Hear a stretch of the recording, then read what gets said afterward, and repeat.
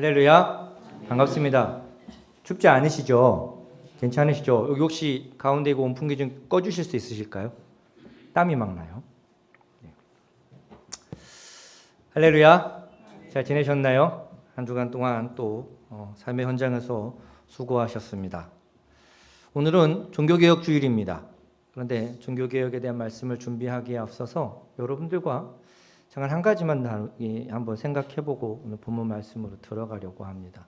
여러분, 개혁이라는 단어가 가지고 있는 의미는 저마다 어떤 관점에서 보느냐에 따라 그것을 이해하고 받아들이는 게 조금 다른 것 같아요.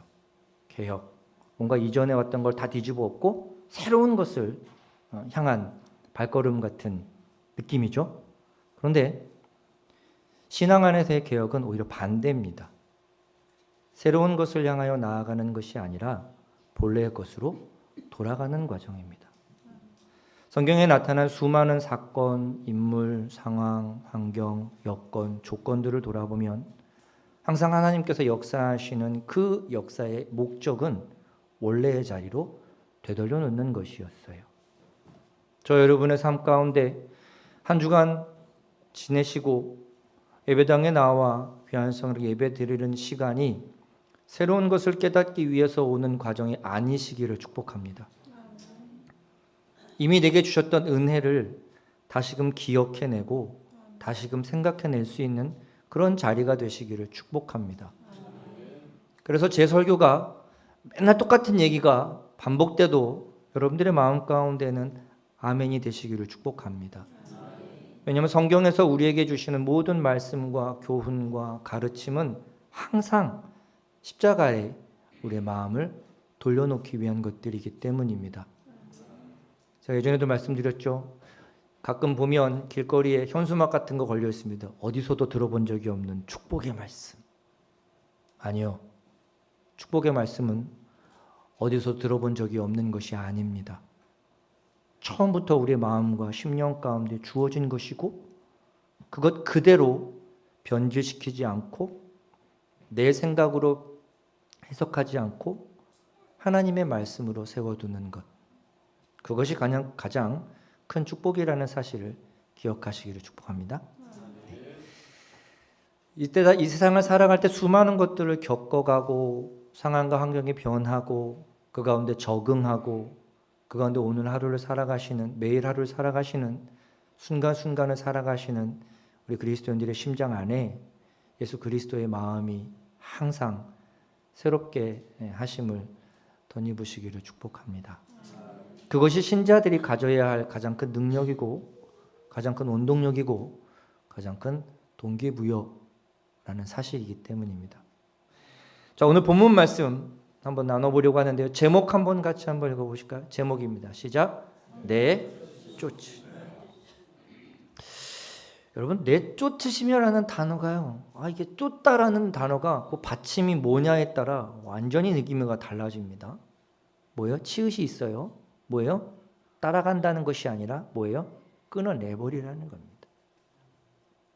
신자들의 삶 가운데 가장 중요한 것 중에 하나가 버릴 것을 버리고 취할 것을 취하는 건데, 그렇죠? 방향을 돌이켜서 원래 나아가야 할 곳으로 가야 하는데 이게 아주 애매하게 잘 이루어지지 않는 경우가 왕왕 있습니다. 그리고 오늘 본문 말씀 가운데 나타나는 46절의 말씀에는 구약 성경 두 개의 성경 구절을 인용해 주고 있습니다. 이사야서 56장 7절과 예레미야서 7장 11절의 말씀인데요. 이 말씀이 오늘 이 본문 말씀을 통해서 우리에게 어떤 것을 깨닫게 하기로 주어졌는지 한번 나눠보려고 합니다. 오늘 46절 말씀 가운데 내 집은 기도하는 집이다 라는 말씀은요, 이사야서 56장에 나타나 있는 말씀을 인용한 건데요. 이사야서 56장의 소제목은요, 여호와께 연합한 사람이라는 제목을 가지고 말씀이 기록되어 있습니다. 그리고 예레미야 7장 말씀은요, 너희는 강도의 소굴을 만들었도다 라는 말씀을 인용한 부분인데, 예레미야 7장의 소제목은요, 여호와의 말씀을 들으라 라는 소제목에 위치해 있는 내용입니다. 자, 보십시오. 여호와께 연합한 사람은 당연히 뭐가 들릴 수밖에 없겠어요? 여호와의 말씀이 들릴 수밖에 없습니다. 같은 이야기죠. 주의 사랑을 입은 자, 이거 뭐겠어요? 그 사랑에 반응한다는 거예요. 하나님의 백성, 뭐예요? 하나님 통치를 받는다는 거예요. 하나님의 자녀, 누구에게 속한 자라는 거예요? 하나님께 속한 자라는 거예요. 우리의 인생의 매 순간순간마다 이 작업이 일어나시기를 축복합니다. 이 모든 작업을 아주 원색적인 표현으로 말씀드리면 회개와 믿음의 반복입니다.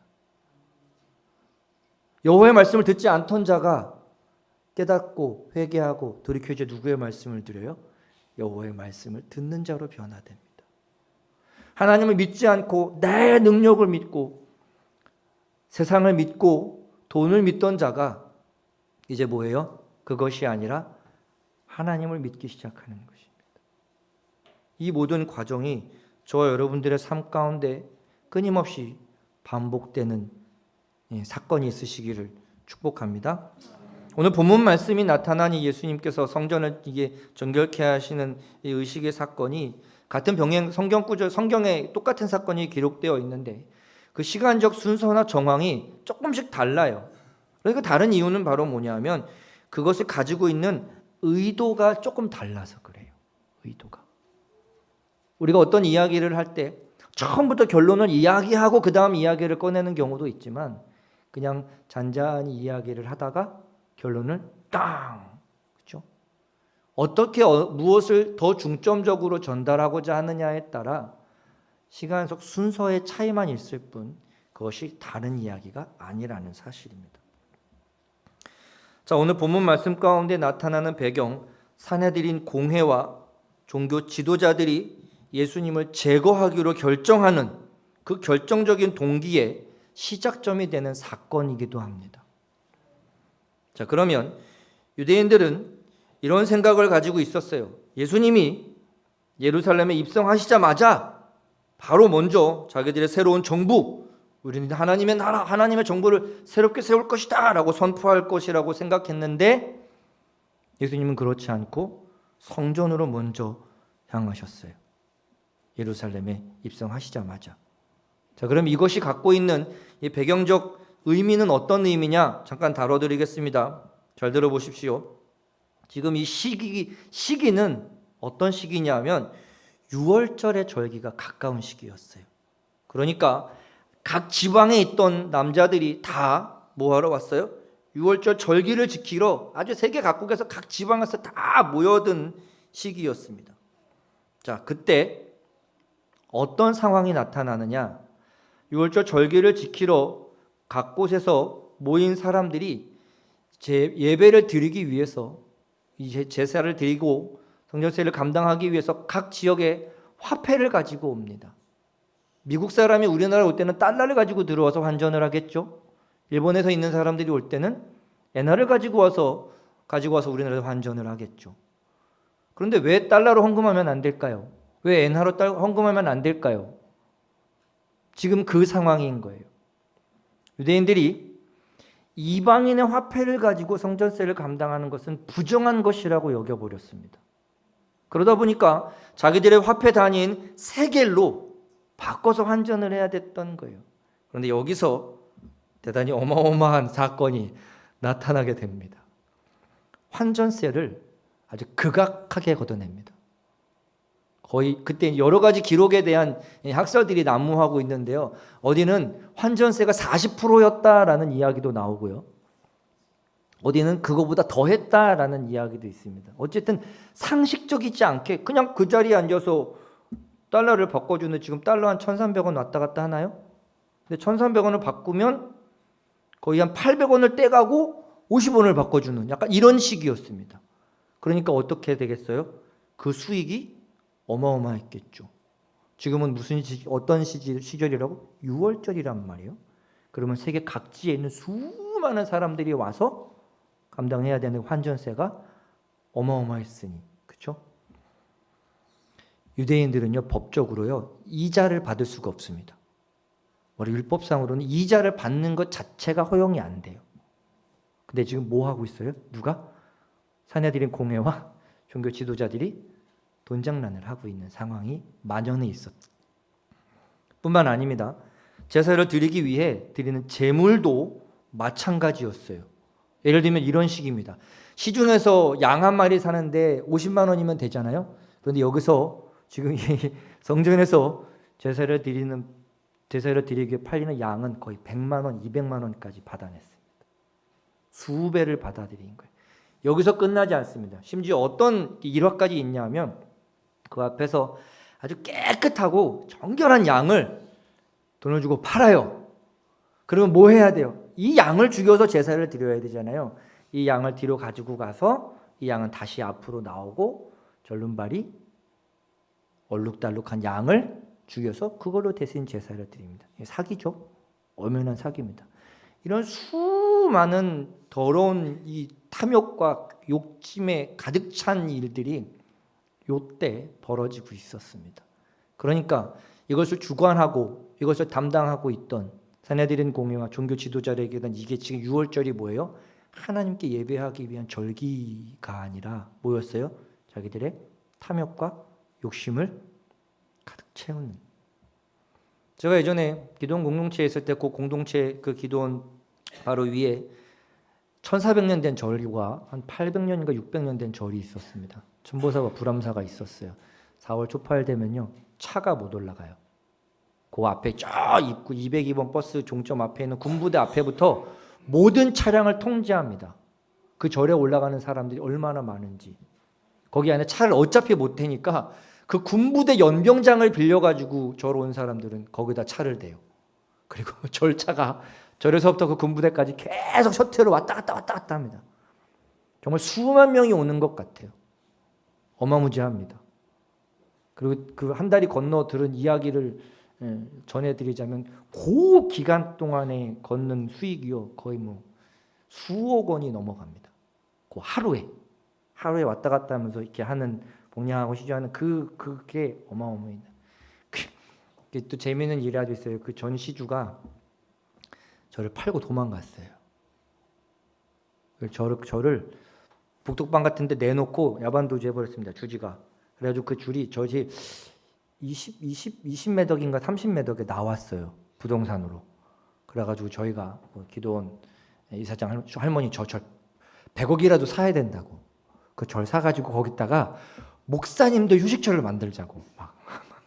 그렇잖아요. 몇백 년 된 절을 와 그거 우상을 끊는다면 그거 얼마나 큰 그러겠어요.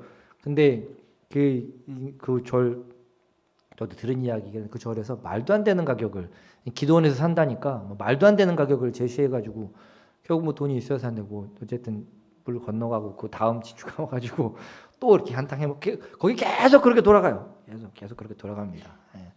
가발 쓰고 오밤중에 그 중형차 타고 내려가는 모습을 저는 수없이 목도했습니다. 아주 대단한 곳입니다. 저라고 가까이 7년 반을 사니까 별의별 사건이 다 있어요. 저희 차량 운행하는데 와가지고 저희 스카우트 해가려고 야너 한 달에 얼마 받냐? 저희 그때 용돈 한 30만 원? 30만 원, 50만 원 왔다 갔다 받는 시절이었거든요. 위로 올라오라는 거예요. 훨씬 더 많으니까 낮에만 이거 셔틀 돌고 그 이후는 네 마음대로 하라는 거예요. 근데 기도원은 새벽까지 차량 운행했으니까 거의 뭐 하루에 뭐 6시간, 8시간도 못 자고 그렇게 살던 때였거든요. 절도 눈 감은 돈이 어마어마합니다. 그렇게 이 시절이 이 산헤드린 공회와 종교 지도자들은 그런 수익을 엄청나게 거둬들일 수 있는 시간이고 시절이었어요. 자, 근데 예수님께서 지금 오셔서 지금 다 뭐 하셨어요? 다? 그러니 얼마나 마음이 어떻겠어요? 그죠? 자기의 주 수익원을 그냥 깡그리 그냥 뭐 지금 예수님이 지금 나이가 그렇게 많은 나이가 아니란 말이에요. 그죠? 그리고 사회적 지위적 어떤 그 위치에 있는 사람도 아니었어요. 그런데 지금 이런 일을 행하고 있었으니 얼마나 예수님이 눈에 가시 같았겠어요. 지금 이 장소는 아마도 이방인의 뜰이었을 거예요. 그 성전은 여러 가지 단계가 있습니다. 지성소, 성소, 그다음에 뭐 여인의 뜰, 이방인 이게 쭉 한 6가지 정도 된 게 마당이 있었어요. 거기 매 도입부부터 그냥 싹 정리하시면서 오셨습니다. 잘 생각해 보십시오. 성전의 주인은 누구세요? 하나님이세요. 예수님은 누구세요? 하나님께서 보내신 메시아였어요. 성전의 주인이신 예수가 오셨는데 아무도 예수님의 입성에 관심을 갖지 않았습니다. 다시 말하면 아무도 하나님의 말씀과 예배드림에 있어서 관심이 없었을 거예요. 중요한 것은 거기에 유월절 절기로 지키러 온 자들 중에서는 분명히 경건한 유대인들이 더 많았을 거예요. 경건한 유대인들이 더 많았을 거예요. 그렇겠죠? 근데 지금 뭐였어요? 그 지도자들과 그 중직에 있는 사람들은 탐욕으로 가득 차 있었습니다. 예배를 준비하는 자가 더 마음을 다스리기 위해서 수고하고 애써야 하는 이유가 여기에 있습니다. 예배를 담당하는 자가 더 헌신되어야 하고 더 성숙한 믿음의 위치에 있어야 하는 이유가 바로 여기에 있습니다. 신자들은 하나님을 보고 오기 때문에 그 마음이 최대한 잘 정돈되어 옵니다. 그런데 끊임없이 더 큰 유혹의 자리에, 더 큰 위치에 올라간다는 것은 더 큰 책임과 의무가 거기에 뒷받침된다는 사실을 우리는 기억해 볼 필요가 있습니다. 예배를 빌미로 탐욕을 채우고 혹은 어떤 이익을 취하려는 자들을 절대로 용납해서는 안 됩니다. 잘 생각해 보십시오. 교회는 영혼을 위한 곳이라는 사실을 기억해야 합니다. 영혼은 그 어떤 차등도 없습니다. 부디 예배의 자리에 나아오실 때 혹은 하나님 앞에 나아오실 때 나뿐만 아니라 모든 함께하는 예배자들을 비교하거나 판단하거나 정죄하지 마시기를 바랍니다. 술 먹고 예배당에 와서 들음하고 어떤 소리를 해도 그 영혼을 바라보시기를 축복합니다. 그 영혼이 어떻게 변화돼서 어떻게 하나님께 쓰여질지는 아무도 모릅니다. 저 기도원에 올라갔을 때 입구 쪽 맨날 세 번째, 두 번째 기둥 뒤에서 술 잔뜩 취하셔서 얼굴 뻘게 가지고 오셔가지고 이런 분이 계셨어요. 근데 그분이 결국 목사님이 되셨습니다.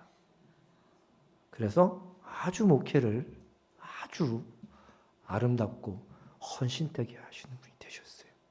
불과 2년 만에 신학교에 가셨고 졸업하셨습니다.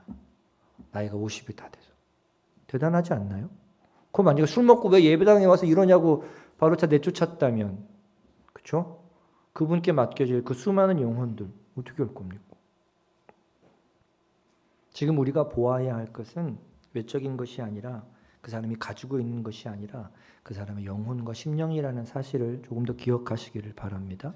좀 부족해도 연약해도 하나님이 보시기엔 하나님을 찾아 나온 하나님의 귀한 자녀잖아요. 그렇죠? 예배의 자리에 함께 나아올 수 있다는 것만으로 얼마나 큰 축복입니까? 그러나 분명한 것은 이단의 허튼 소리나 욕심과 탐욕으로 채워진 것만큼은 납득할 수 없습니다. 우리는 명확하게 그 부분을 구분할 수 있어야 합니다. 예배가 되시기를 축복합니다. 주님은요, 파는 자들만 내쫓은 것이 아니었어요. 사는 자들도 내쫓았습니다. 사는 자들과 파는 자들을 다 내쫓았어요. 왜요? 옳지 않은 것을 뭐 한 거예요? 납득한 자들도 주님은 용서하지 않으셨습니다. 부정한 행위뿐만 아니라 부정한 행위를 행하는 모든 것들을 주님은 용납하지 않으셨고 납득하지 않으셨습니다. 여러분, 우리의 마음과 심령도 이러해야 합니다. 영적인 본질이 충실해야 돼요. 그래서 우리는 근본적으로 육체적인 존재이긴 하지만 우리의 영혼을 향하여 계속해서 이 내쫓는 작업이 반복적으로 이루어져야 합니다. 단번에 되지 않아요. 좋지 않은 습관이 한 번에 해결되지 않습니다. 좋지 않은 습관이 내가 하나님께 나아오는 것에 방해된다면 스스로 뭐 할 수밖에 없어요? 끊어낼 수밖에 없습니다. 제가 예전에 고등부를 담당했었는데 그중에 핸드볼하는 친구가 있었어요. 고2 때부터 다녔었는데요. 저는 진짜 그 친구 대단한 것 같아요. 고등부에서 이렇게 예배 끝나고 피자나 치킨이나 이렇게 간식을 먹잖아요. 그러면 얘는요, 탄산음료를 안 마셔요. 사이다 콜라 안 먹습니다. 그 지하에서부터 계단을 올라가서 1층 로비에 있는 정수기에서 이 종이컵 납작한 종이컵 있잖아요. 한 모금도 제대로 안 나오는 종이컵 마시러 올라갔다 와요. 그리고 먹다가 또 갔다가 와요. 전 처음에 쟤 뭐 하나 싶었습니다. 근데 자기가 운동을 하니까 절대 탄산음료는 입에도 대지 않는다는 거예요. 야, 근데 피자나 치킨은 괜찮아? 아, 이건 괜찮아요. 그리고 막 먹습니다. 탄산음료는 절대 안 먹더라고요. 고2 남자아이가 그 맛을 모르겠어요? 그 시원함을 모르겠어요? 아니요. 알지만 뭐였던 거예요? 내가 이것만큼은 양보하지 않겠다는 의지가 있으니까요.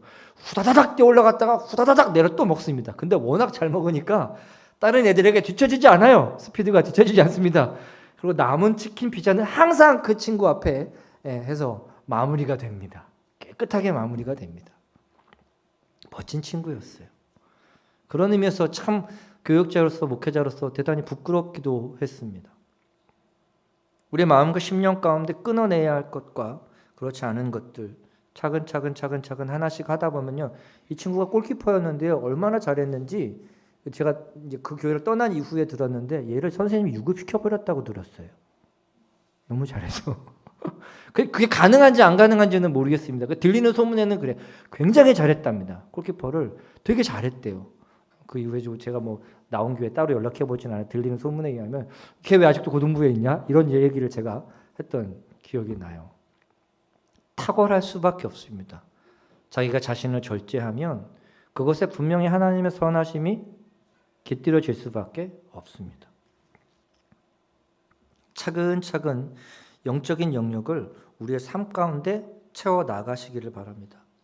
차근차근 영적인 역할을 수행해 나가시기를 축복합니다. 차근차근 영적인 능력과 영적인 시야와 관점을 여러분들의 삶 가운데 구축해 내시기를 축복합니다. 안경을 제가 안 끼잖아요. 여러분들 얼굴을 보고 눈, 코, 입을 잘 구분할 수 없습니다. 인상이 별로 안 좋죠. 제가 예전에 사역했던 교회에서 안경을 딱 벗었더니 중등부 아들 안경 끼시라고 막 검사부터 안경 끼세요. 그래가지고 그렇지 미안하다. 그래가지고 바로 안경을 꼈던 애들한테 두드려 맞는 줄 알았습니다. 왜 벗냐고 막 화를 내가지고 안경을 끼면 여러분들이 다 보여요. 내 인간적인 능력을 가지고서는 감당할 수 없지만 구하고 찾고 바라고 원하면 하나님께서 가능하게 하십니다. 이루어가게 하십니다. 내가 나로서는 감당할 수 없기 때문에 하나님께서는 나를 거기에 나아오라고 하시는 거예요. 그리고 이 작업은 이 영적인 것을 향한 것은 내 내면의 세상적인 걸 내쫓지 않고서는 절대로 이루어지지 않습니다. 그래서 오늘 본문 말씀 가운데 기도하는 집, 기도하는 심령이 되어야 한다고 이야기해주고 계시는 거예요. 기도는요, 하나님께 예배드리는 가장 기본적인 마음과 예배 의식이 기도에서 시작됩니다. 믿음이 있기에 기도할 수 있는 것이고 기도하기에 하나님을 알 수 있는 것이고 기도로 말미암아 내 삶을 하나님께 결단할 수 있는 과정들이 우리 안에 이루어지기 때문입니다. 그 과정 가운데 말씀을 듣는 행위, 하나님께 감사를 드리는 행위, 믿음의 동역자 되고 하나님의 사랑의 띠로 하나가 되고 연합되는 행위, 이 교회를 세우는 것을 통하여 관계를 배우고 그것을 위해서 가정을 세우고 내 심령과 영혼과 직장과 공동체 안에서 빛과 소금 역할을 감당하는 모든 과정이 기도 없이는 될 수 있는 것이 아무것도 없습니다. 성전의 주인 되신 분이 입성하셨고 그것은 유대인들이 집중해야 할 사건이었음에도 불구하고 여전히 자기들의 탐욕과 욕심으로 가득한 삶을 살았습니다. 정치 지도자들, 종교 지도자들에 대한 정면 도전이었어요. 그러니 예수님은 그들이 보기에 반역자였습니다. 자기의 잘못을 돌아볼 마음이 전혀 없었어요. 역사의 흐름 속에서 하나님의 진노는 항상 교회의 타락 때문이었습니다. 세상을 심판하시기 위한 심판은요 거의 없었다고 보셔도 됩니다. 하나님이 보시기에 합당해야 하는 자들이 그렇지 못했을 때 항상 하나님의 진노가 임했습니다. 왜냐하면 세상은 원래 악한 곳이기 때문입니다. 그럼에도 불구하고 그 하나님은 그 악한 상황 가운데에도 하나님의 공의를 항상 세워 가셨습니다. 우리 이 땅에 무시무시한 심판이 임하고 있다면 저것들이 지옥 갈 짓을 해서가 아니라 교회가 교회로서의 역할을 감당하지 못했기 때문이라는 사실을 우리는 먼저 떠올려야 합니다. 그래서 우리는 이 나라, 이 민족, 내 교회, 내 가정의 허물을 감싸 안고 내가 눈물을 흘리며 기도해야 하는 이유가 바로 여기에 있어요. 거룩한 백성이어야 하고 거룩한 집이 되어야 합니다. 성전을 타락시켰고 죄악의 거점으로 전락시켜 버렸어요. 결국 이 성전은 주 70년경 완전히 무너져 버리게 됩니다. 더 이상 성전의 기능을 감당할 수 없게 되었고 그 역할이 무산되어져 버렸습니다. 인생에서 가장 두려워해야 할 것은 상황과 환경의 문제가 아니라 하나님이 나로 떠나가는 것이에요. 문제들은요, 겪어 나아가면 됩니다. 풀어 나아가면 됩니다. 역사를 통해서 우리는 이 과정을 배워야 합니다. 교회는 하나님의 임재하심으로 세워지게 돼 있죠. 말씀이, 사랑이, 은혜가 어느덧 뒷전이 되고 사람의 말과 세상의 가치가 만연한다면 결국 하나님은 그 공동체를 내버려 두실 리가 없습니다. 외적으로는 화려해 보이고 웅장해 보이나 그 내면에 하나님의 함께 하심이 있을 수가 없겠죠. 교회 주인이 하나님이신데 그곳에서 하나님을 이야기하지 않고 하나님을 전하지 않는다면 그게 무슨 소용이 있겠어요? 유럽의 수많은 교회가 어마어마했던 교회들이 술집으로, 호프집으로, 나이트클럽으로 전락된 경우가 무지막지합니다. 어마어마합니다. 각 사람의 인생도 마찬가지입니다. 여러분 하나님을 두려워하시기를 축복합니다. 공포스러운 두려움이 아니라 경외함의 두려움이 있으시기를 축복합니다. 세상의 욕심과 탐욕을 내쫓으실 수 있는 용기와 믿음이 결단이 여러분들의 삶 가운데 온전히 세워지게 되시기를 축복합니다.